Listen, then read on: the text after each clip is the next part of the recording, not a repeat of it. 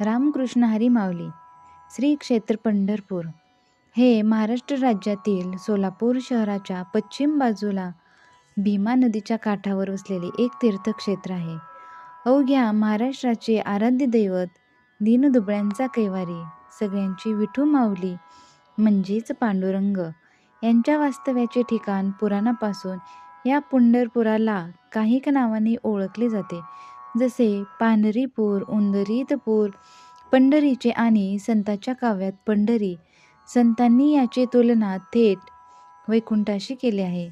जगद्गुरू तुकोबाराय म्हणतात, तुका म्हणे हे पेठ, भूमीवरी हे वैकुंठ.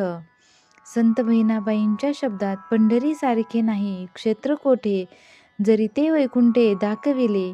या पंढरपुरात आज आपण पाहणार आहोत भक्त पुंडलिकाचे मंदिर, चंद्रभागा, श्री विठ्ठल रुक्मिणी, विष्णुपद, गोपाळपूर आणि पंढरपुरात चंद्रभागा भीमाशंकर पासून उगम पावणारी भीमा आपल्यासोबत माऊलींची इंद्रायणी, त्याचबरोबर भामा आणि नेरेला सोबत घेऊन पंढरपुराला चंद्रकृती वळसा घालते.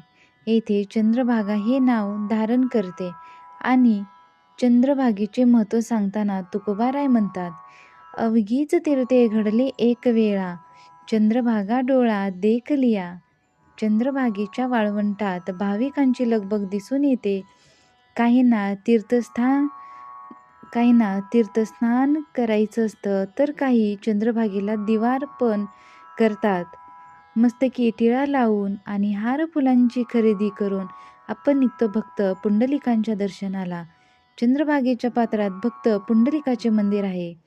एकदा पांडुरंग भक्त पुंडलिकाच्या भेटीला आले. भक्त पुंडलिक आई वडिलांच्या सेवेत मग्न होते.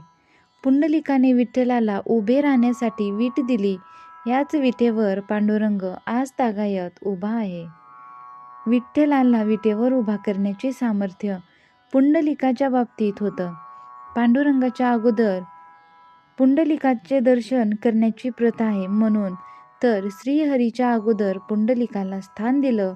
पुंडलिक वरदा श्रीहरी विठ्ठल, नामदेव तुकाराम. नामघोष याचंच उदाहरण भक्त पुंडलिकाचे दर्शन झाल्यावर विठ्ठल भेटीच्या ओढीने पावलांना कधी वेळ घेतो हे कळतच नाही.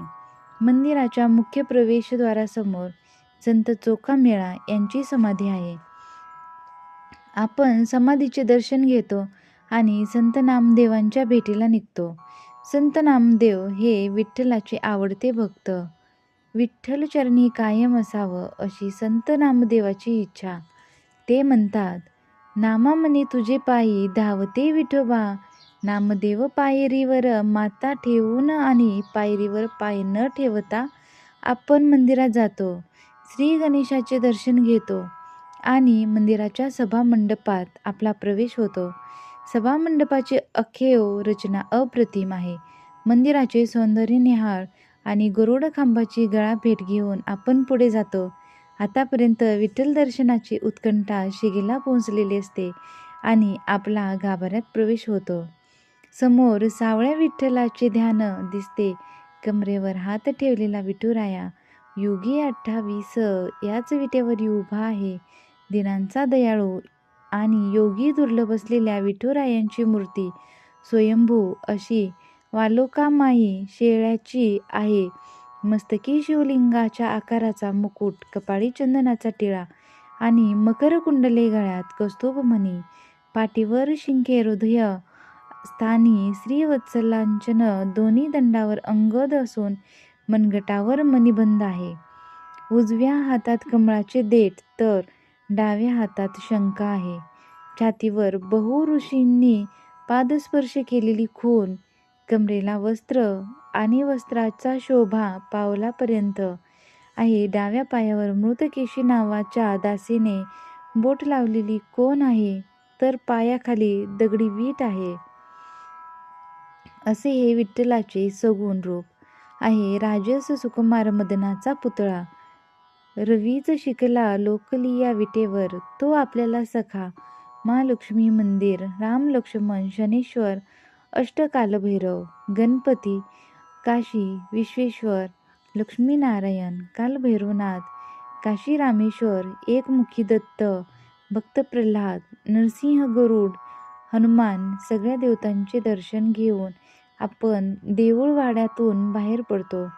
आषाढी एकादशी किंवा गर्दीच्या वेळी असंख्य भाविक विठ्ठल दर्शन होत नाही, त्यावेळी भाविक कळसाचे दर्शन घेऊन समाधान मानतात. म्हणून तुकोबाराय म्हणतात, तुका म्हणे मोक्ष देखील या कळस, तात्काळ हा नाश अहंकाराचा.